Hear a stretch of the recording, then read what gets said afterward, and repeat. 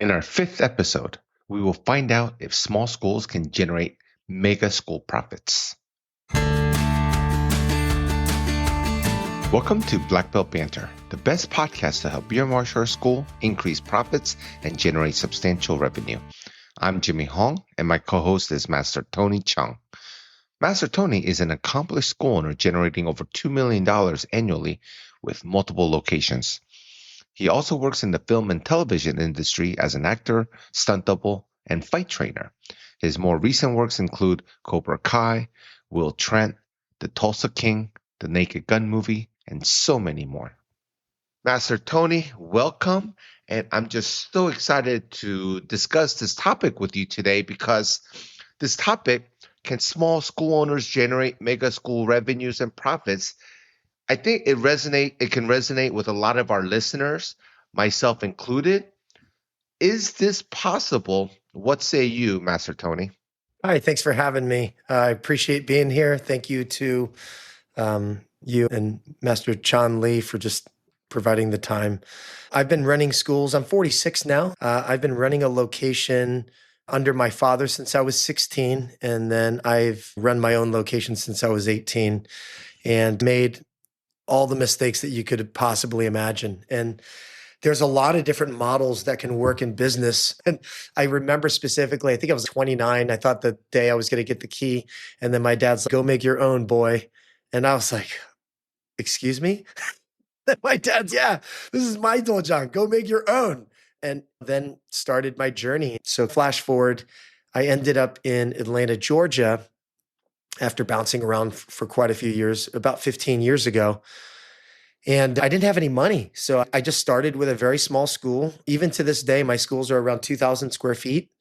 And just focusing on metrics and just figuring it out as I go along. And I'm just I don't know exactly how many martial arts schools there are in the country. The theory is that there's anywhere between 30 to 50,000. But I don't know if that includes kickboxing gyms or even boxing gyms and wrestling academies. But maybe, I don't know, at least brick and mortar martial arts schools to the effect of what we would know, like taekwondo, jujitsu, taekwondo, karate. There's got to be at least 25,000. That's a good, I guess that would be an average of 500. Is my math right? 25,000. Hold on. I got to use my calculator here. 25,000 divided by 50 states. Yeah. That's about 500 schools a state on average. I think in Georgia, there's about 650, maybe even more, just in the greater Atlanta area. So when I came here, it was just what I could afford. So I just want you to know that I've had a riches to rags story. Well, your story is fascinating, Master Tony, because yes, we were similar in as that we were that 1.5 generation where our master was a grandmaster coming out, immigrated, trying to provide a better life for us. But my father had to, after college, I didn't want anything to do with the Taekwondo Tojang. My father had to persuade me, force me, whatever the word it is. And I finally got into it. And then once I got into it, I was like, oh, I can make a career out of this. I can this is fun in the classroom. But not only that, I can make revenues that I'm accustomed to and that I want to do with my aspirations. But your story, that's where our story changes. A lot of my friends, they have that similar story as me that was passed down from their fathers. But you, and what I love about you, Master Tony, is that you didn't have that. You had to start on your own, basically, with no funds, no initial money to start. And without the help of support from your father and family. And you went out and you did it on your own and came this way, which is much better than the rest of us. Well, I know. Thank you for that. But everything is by accident. It's by the grace of just fortune and favor. And I'm honored to be here to try to motivate some of you, even if it's one person that's listening to this podcast. When we sat down and we talked about putting this podcast together, it's a lot of work. Everybody's really busy, but we kept circling back to why. And it's just, we all feel very lucky and fortunate to be friends in the industry, changing lives, and ours in the process. And I think there's a lot of small schools out there that kind of understand that it's too much month, not enough money. And you keep seeing all of these ads or talks or this or that. And everybody seems to have a secret bullet or some kind of crazy thing. So when I finally got set up in Georgia, I had a 16 I think it was 1,200 square feet because I measured it from the inside. I don't know about you guys, but the landlord will tell you it's 1,600 square feet. I can almost touch the wall on each side. Are you sure? And you measure it. And then I'm like, dude, this is like 1,200 square feet and change. This is not 1,600. And they measure from the outer walls to all the tenants on each side, measure from the outer walls because there's enough margin that we're paying. We got to be paying more. They should cover CAM, but it's just too much month, not enough money. And for me, Wait, what do you mean by that too much month? What does that mean? I have so many bills to pay and I have so much stuff to do and I just don't have enough money to get to the end of the month. Yeah, Yes. sometimes the month goes so fast, the first is coming again and rent's due. But I'm talking about when there's too much month, not enough money, there's that you want to market. You know you want to do this, but you're teaching, you're cleaning. I read something recently that resonated with me. There's nothing original, by the way. There's no original ideas. There's just things that you haven't heard of recently. You've probably heard of everything by now, probably too much. I heard something recently about 4 things for success, and these are the components, right? There are other factors, but if you had to lean it to 4 things, there are 4 main ingredients to a successful business.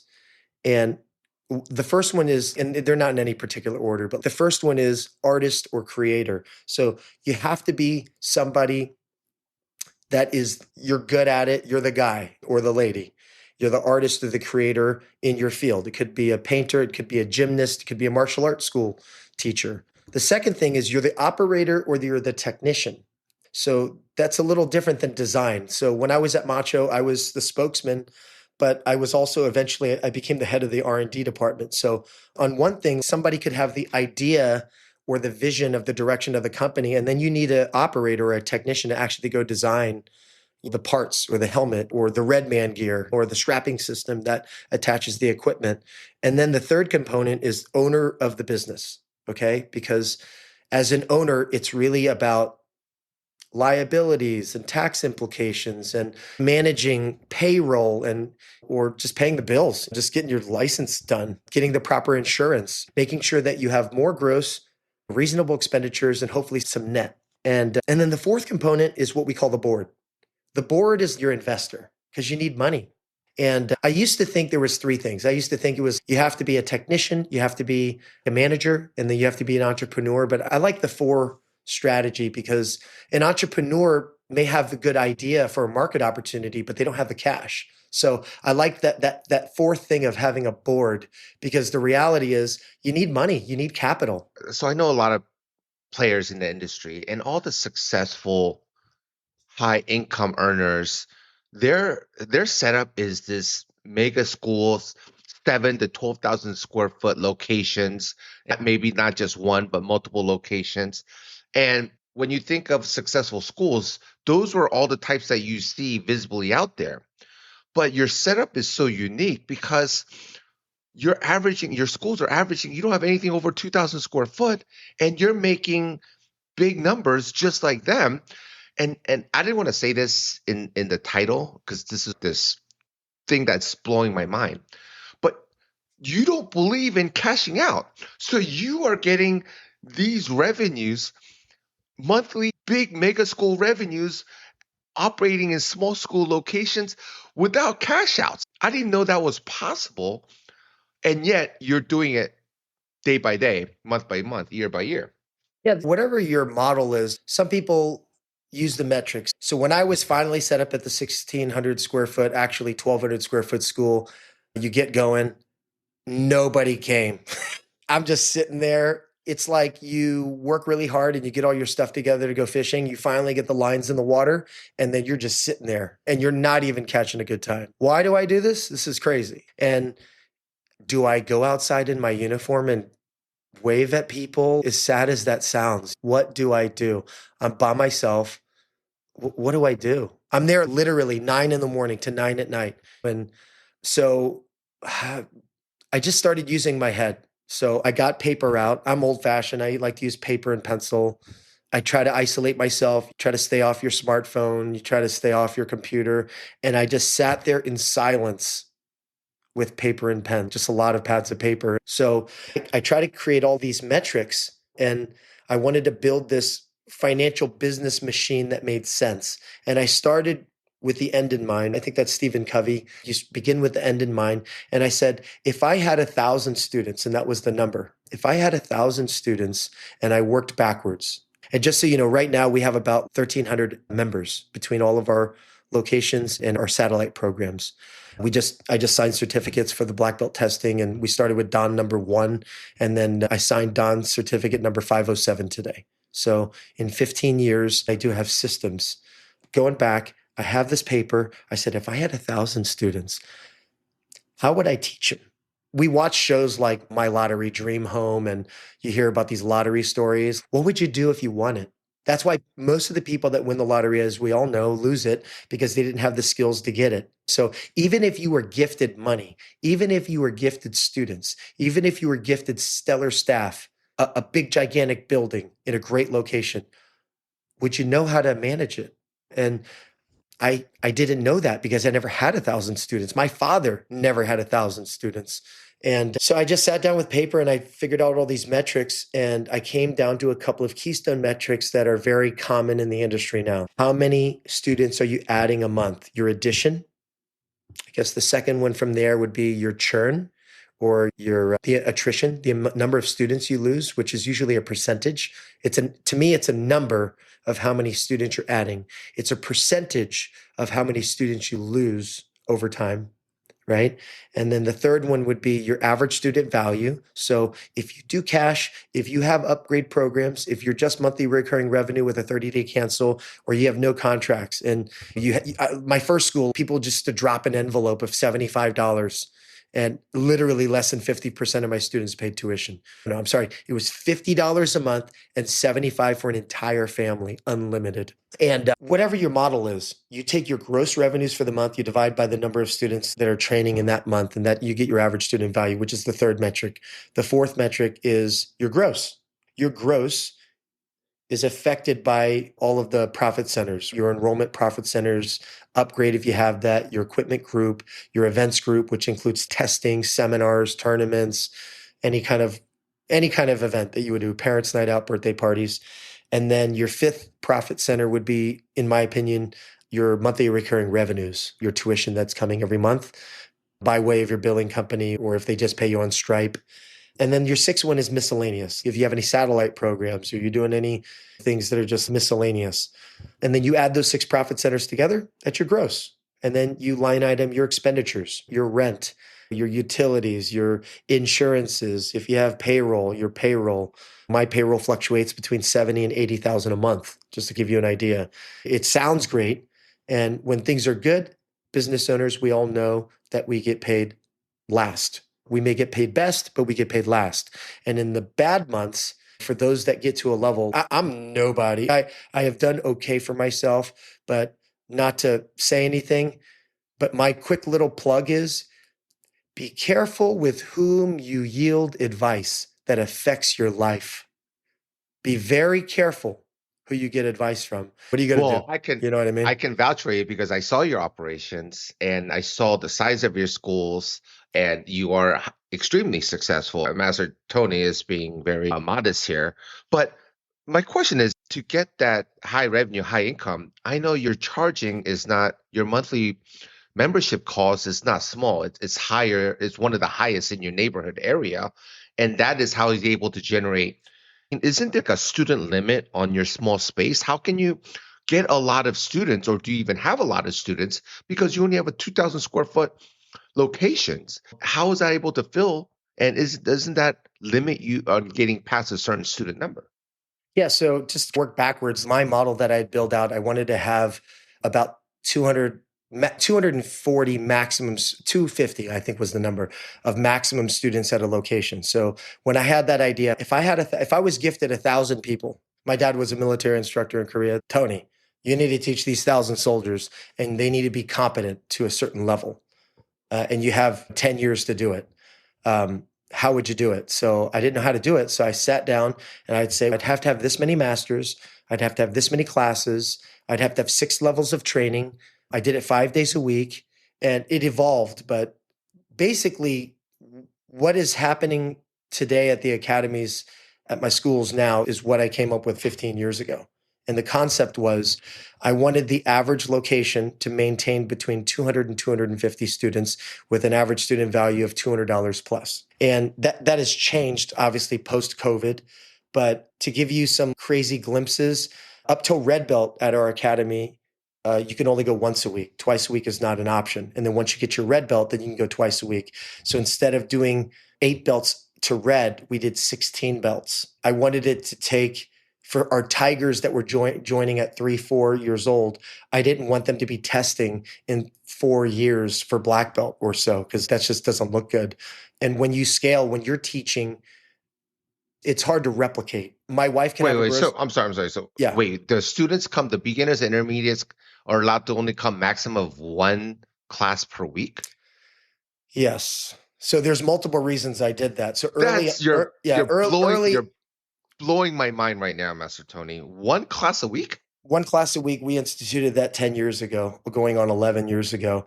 And there's multiple reasons for that. I wanted to increase revenues because I wanted to pay my staff properly, and our revenues have to increase our profit has to increase in order to do that. But it was better for the student. I always start with what's best for the student.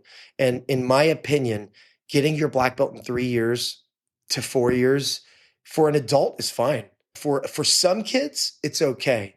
For some kids that are learning from some of my instructors that trained under some of my masters on their worst teaching day, absolutely unacceptable. I do live graded testing. I wanted to create a system that can teach 1,000 people. So I have 8 full-time employees to 10. It fluctuates depending on, some people move on, some people stay. Sometimes you have to fire people. And then, so it's between 8 and 10. We only need 8, but if we are opening more locations, you need to have some in the pipeline. And they have 30 to 36 part-timers. And then And we this have is for all this is all your locations together, not one, obviously not one location. this is all together. So we're one Right. academy with many locations to serve.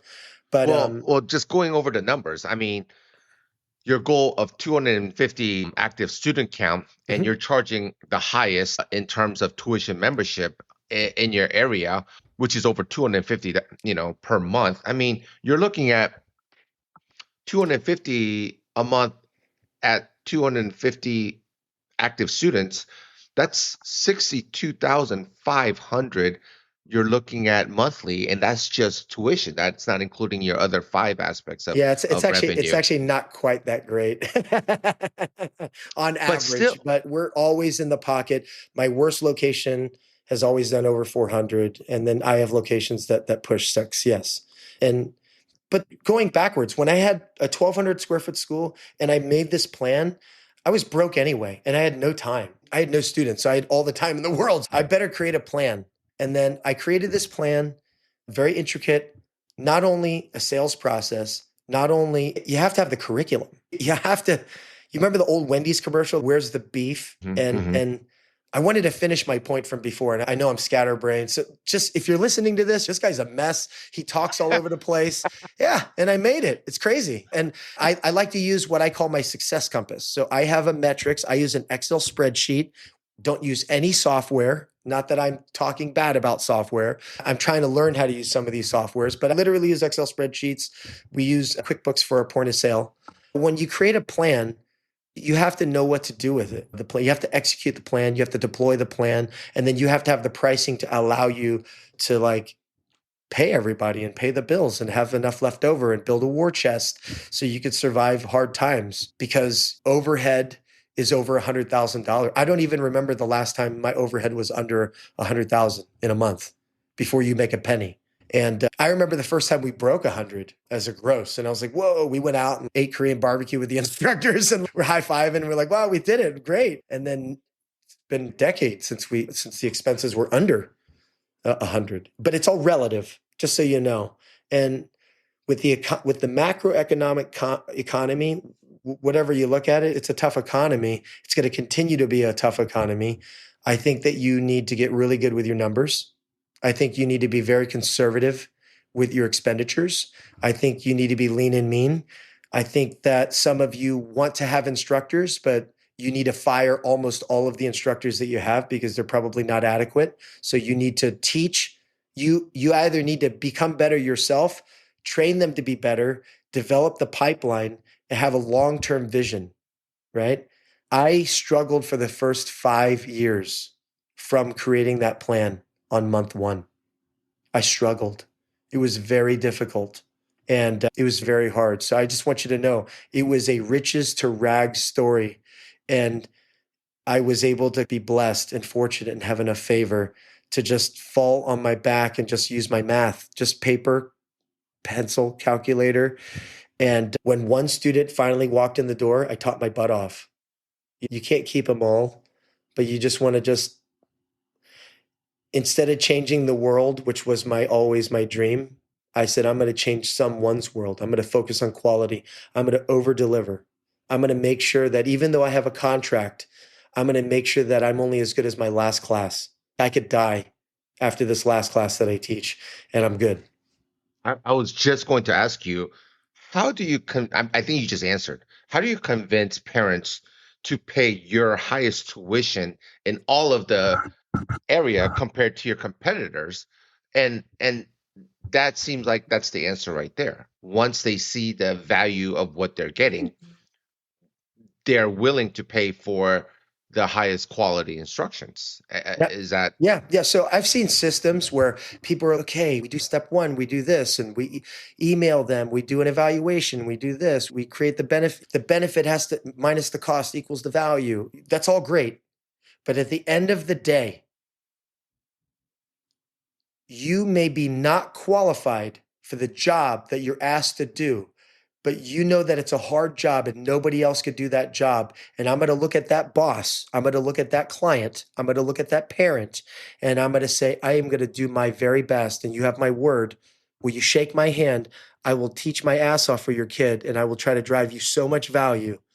And it's great to advertise. It's great to have nice paperwork and fancy little presentations. Sometimes, you know what makes Cobra Kai? It's not the stuff on the walls. It's not the logo. It was Johnny Lawrence. You know what I mean? that show was fascinating, by the way, Yeah. because we Yeah. all in our generation we all grew up with Karate Kid, and that movie single-handedly turned my dad's school's trajectory around. I mean, after that I movie remember opened, going to the Karate Kid. The only movie my dad ever took us to was the Karate Kid, and it was awesome. I got to bring my dad to the Karate Kid, to the Cobra Kai set. He got to be on the show, and my dad wanted to go to the movies to see what all the fuss was about because all these people started joining the school. And it's funny, I was talking to somebody a couple weeks ago, and do you think this? Do you think that? And I'm like, are you insane? You know that this is the golden years for the martial arts. Maybe 10 years ago, because I was confused and I hadn't really gotten my stride. Man, it must have been nice to be back in the 80s. That's how you think. Back in the 90s, people weren't even that good and they have hundreds of students. Dude, no way.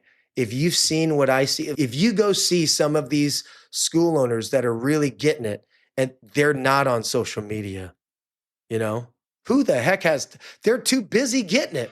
You know what I'm talking about? For example, Grandmaster Chan Lee, I am nothing. I am literally an ant, and he is the king of the forest, but he's very humble, awesome. That's why I follow him. That's why he's the president of ASA, because he's the man. And it was evident if you heard the first few episodes of the podcast. He's the man. And at the end of the day, if a parent walks in and they talk to Grandmaster Chan Lee, they're going to sign up. Because they're not just looking for martial arts. People are looking for something, especially in times like this. People are lost. People are driving up and down, clocking in, clocking out, worried about their kids. Any parent, I have 4 kids. You're only as happy as your least happy kid. I will sell my house and my kidney and anything in between for my kid to be happy and successful. And if you have a martial arts school, if your instructor looks like a badass and is teaching a powerful class and is humble and it feels like a mixture of Johnny Lawrence and Mr. Miyagi, that's worth everything. And you should charge a fair price. Please don't think that I want you to figure out all these metrics and techniques to charge the most amount of money. Like, just so you guys know, I drive a Kia, okay? My wife drives a Kia. My last car was a Hyundai and it had 200,000 miles on it. My goal is not to accumulate a Lambo, or I'm not trying to talk bad about other people in the industry. I congratulate them on their success. But to me, too late, Master to Tony, me, To me, it's Grandmaster Chan Lee. I don't want to put him on blast, but there's people like him that are amazing, and they use their money for charities. They're making a difference. It's not, and if you're out there, I want you to know that you do not have to sell your martial soul in order to make a dollar, but you have to get better. You have to be martially better. You have to be a better teacher, and you have to be able to verbalize that. And you have to have a little bit of capital. You have to have management skills. And if you don't have it, hang around people that do. Most of the best advice I ever got came from people like Grandmaster Chan Lee, never charged me for it. If somebody's charging you for it, I believe in coaches, I believe in this and that, but there's no magic pill. There's no secret AI, this or that. All of those things are tools. And if you strip all of that sales, marketing, all of that stuff, because I'm horrible at sales and marketing. Which is so fascinating on how your student active count with that small location with high grossing revenues, and you don't market and sales like the mega schools, which is just No, fascinating. the primary, I don't have any program directors. Everybody is a master or a high level instructor, and they all teach. And it's just slow and steady. It's a keystone metric of your billing check. It's charging a fair price. It's learning to say no. Some client that is asking for ABC 123, our closing, just so you guys know, our closing ratio at our schools is 30 to 40%, depending on the location and the season. So I know some Wait, schools, what is closing rate on what? 30 to 40%. If 10 people come in, 30 to 4, 3 or 4 of them will sign up. We're not for everyone. There are 650 martial arts schools, and the market is plenty big. I talk to almost every school owner I can. I saw one school owner at Costco the other day and just saying hi because he had a Cobra Kai shirt on and he recognized me and recognized. I was like, oh, that's awesome. Love to have lunch with you. I talk to every school. We're all on the same team. Like a high tide raises all ships. You don't have to have a scarcity mindset. What you have to do, though, is you got to be a competitor, and you don't have to be a competitor in the ring. I never was a national champion. I was a decent fighter, but you don't have to be all that, but you have to train. You don't even have to create champions. You just have to help people progress. And it's not the kicking and the punching. It's about, you need to ask and find out and help deduce what your client wants and needs, and then to that, you have to, these kids, when they test, they have to look good. At the end of the day, you have to teach them. And if you find yourself, it doesn't matter if you have 60 students or 6,000 students, if you are worried that your testing is a demonstration of value and you're worried that people are going to quit, you have a serious problem with your program, because it should be a test. Our black belt test, we fail students. Every test, if a student is not ready, they fail, or we can wait to test. And I understand you want your closing ratios to be high, all this, but do you want to have a good month? Do you want to have a good season? Or do you want to have a good life? Because I'm at a point where I'm closer to 50 than I am to 60. My younger brother passed away a couple years ago almost. And I've realized that life is very short. You can't take anything with you, but what you leave behind is your legacy. And what is your legacy? Is it a car? Is it a beautiful school that you own the building? I don't own any of my buildings. I do not have $1 million school. I have $1 million payroll. And you can do anything you want. Nothing against real estate and owning your school. But if you have a small school, anything is possible. And That's why and I just it's what I'm adamant about.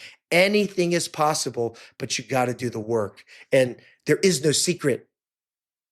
There is no that, secret. that's why this episode just resonates.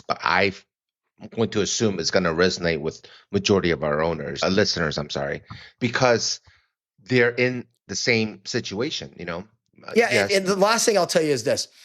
If you had a drone's eye view of how close you were to success just by changing the dial to a different temperature or flipping a couple of switches, you don't need, I give up. I'm just going to follow this person. He'll tell me exactly what to do.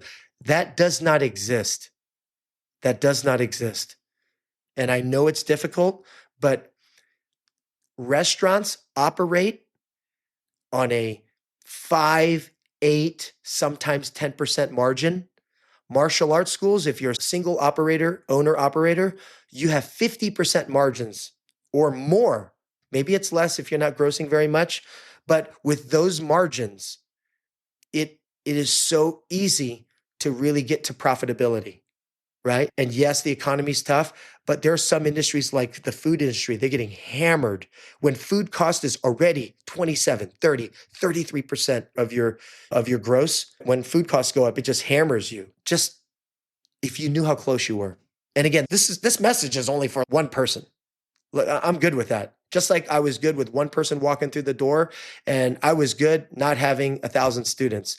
And I had no idea that when I picked my head up from teaching those classes, being buried in teaching the best classes that I can, not hiding behind slogans on the wall or some marketing tactic or this or that, just teaching my butt off in a class. It didn't even have to be a good class. Just I'm sweating, I'm doing my best. And when a parent recognizes that you're doing the best for their child, they'll support you. And They they abs they all you absolutely need will. is to get my average class at all my schools has 8 to 10 students in class, 6 days a week. That is so low. And with 8 to 10, well, I mean, it makes sense with the smaller square footage, but 8 to 10, and you're grossing 50, 60,000 a month. When I mean, I was a For, small 40 to space school 50. owner. I'm sorry, 40 to 40 to 50, bro. 50. Yeah. But I was a small school space owner, and for me to get to that number, I was cashing out. I was cashing out 30, 40% of tuition, but you're able to achieve this without cashing out. What is why don't you cash out? I do offer paid in full revenues. We just do not offer a discount. Our current agreements are 18 and 36 months, but when they do pay in full, which is a very small percentage, those that can afford to pay in full, they value their time. So they'll only want to commit for a year. To me, when people sign up for an agreement for our value proposition, there's the amount you put down, there's the monthly recurring revenue amount, the monthly payment, and then there's the commitment length. And what we have discovered is that I do not want to give if my business model is in the pocket of a net of 30 to 40%, somewhere in between there. If I offer for every dollar that comes into the business, if I offer a paid in full person 20, 30, I've heard people do 40, 50% discounts and they justify it because they're like, oh, my average student only lasts 10 months and my monthly tuition is this. So any dollar over that, whatever.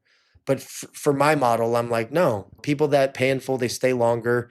So I want it to be fair. So if your commitment length goes down, then everything else has to hold. So it's just a mixture. So it's a bigger down payment. But I want to create a quality black belt in 7 to 10 years. Having said But that, there's non-glorious things about the business. I don't love teaching tigers in my schools, but we do. I wish tigers, you mean everybody, 3 and 4 years old? yeah, and I Tigers. wish everybody could train every day, but that's not realistic. So we allow people up to red belt. Up to red belt on your track, there's 8 belts. It takes you, there's 8 belts to, there's 16 belts, I'm sorry, 16 belts to red, and it takes you 4 years to get to red. And it could take you, hold on, let me do my math. I'm just double checking. It's 3-month cycles, 18 belts. No, I'm sorry, 16 belts, 3-month cycles. Yeah, 48 months. Yeah, 4 years. And then it takes you at least another year and a half to go from red to certified first degree. And I tell people, because a lot of people are like, oh, what are you going to learn? The red belt's not very good. And I said, your martial maturity is like paying down your mortgage. On a 30-year mortgage, you don't pay 50% of the principal down until year 22. So the first 4 years of your training is just to develop the basics and the fundamentals. But the last 50% of your development of your skill set to black belt will be earned in the last year and a half to 2.5 years of your training. And I like that because initial people that train that are 5-year-olds, 7-year-olds, 10-year-olds, because the majority of our kids, of our students are kids, and most of our teens and adults are family add-ons that have aged up or joined because of their kid. So I just focused on kids, and kids need a flex schedule. So in Georgia, there's all kind of sports. We have pretty good weather year round. We have all kind of sports. So my schools are open 5 days a week. I have a class for every level offered every day. And My curriculum is a rotational curriculum that changes by month. My lesson plan changes by week. So I have a flex schedule. So when you're a novice level student, you receive a schedule of 5 weekly options, and you have the freedom without telling us to come to any one of those 5 classes at leisure. And if you miss one class one week because you're sick on vacation or have a lot of school stuff or some sports conflicts, you can come twice the next week. So as long as they maintain 4 classes a month. And That's those 4 classes will get them there. And it's not perfect, because I know some people, we have sparring on Tuesdays and Thursdays, breaking on Fridays. We do our self-defense on, dude, you must not have kids. Or we have people now that have such strict schedules. I have a kid in wrestling. I have a kid in volleyball. I have 4 kids in soccer. My daughters, they have all these different activities. Of course, they do martial arts too. What I love about the martial art class for my kids is they have a flex schedule. They have 5 options a week to go to one class. And then once they but get to that's red belt, they go twice a week, because my belief now is that maybe they can get just as much value going once a week for 75 minutes for the same price as they pay for going twice a week, and just give them 3, 4 options a week. And please don't think that if you copy and pasted the model that Master Chan Lee is running today, or I'm running today, or other successful schools, we're all in trouble. We're all in the same situation. You just might have a little less gross, but you don't have $100,000, $120,000 in expenses. But there are school owners that I know right now that I could call and hear some real challenges that have overhead over $1 million a month. I mean, could you imagine, the amount of systems? So when you have one school and your overhead's $5,000, $10,000, that is not as hard as you think. You could do it. You're built for it. And it's not for money. It's for legacy. It's for changing lives and yours in the process. But this is exactly why I wanted to talk to you today, because your system is so much different than Master Chanley's system setup, than Master John Doe's system over there, and it's not one way to get to that goal, and No, it's it just like was fighting. And like fascinating. fighting, some people are right-legged, some people are left-legged, some people are counter fighters, some people are attacking fighters, some people, they play the game different, but it all is a matter of strategy, pressure, endurance, strength and speed, of course, but more so your timing and your distance management. And I think that when it comes to your business, you don't need to start teaching jujitsu or start offering kickboxing classes or start doing this. My school's open at 2:00. Some of the instructors don't roll in there till 3. And then our last class finishes at 8. And we're open 5 days a week. I offer health insurance to the employees. There's 2 to 5 weeks paid vacation. I would like to work for the company. And the thing is that I started from a very successful position under my father and my uncles. And then I hit rock bottom when I was 30. You know what I mean? And it took me till I was in my mid 30s to finally get my stride. And it's crazy. And if you think you're too old, you can't tell me that I started doing stunts after 40. I threw a kicking video up online and a director saw it. I didn't like, life is crazy. And you know what? If you do good work, if your food tastes amazing at your restaurant, people will find you. People will find you. Especially in this day and age where you don't need to be in a high visibility shopping center. You just need to be able to have good reviews online, Google Business, Yelp, so forth. But let's, Yeah, Master sorry. Tony, no, nothing to be sorry for. It's just fascinating talking with you once a week. I mean, this is going to blow some people's mind. Once a week, you limit student attendance to once a week, charging the highest in your neighborhood Hey, with a small square let me footage. clarify something. I believe in once a week so much, I had to change the entire curriculum in order for it to work.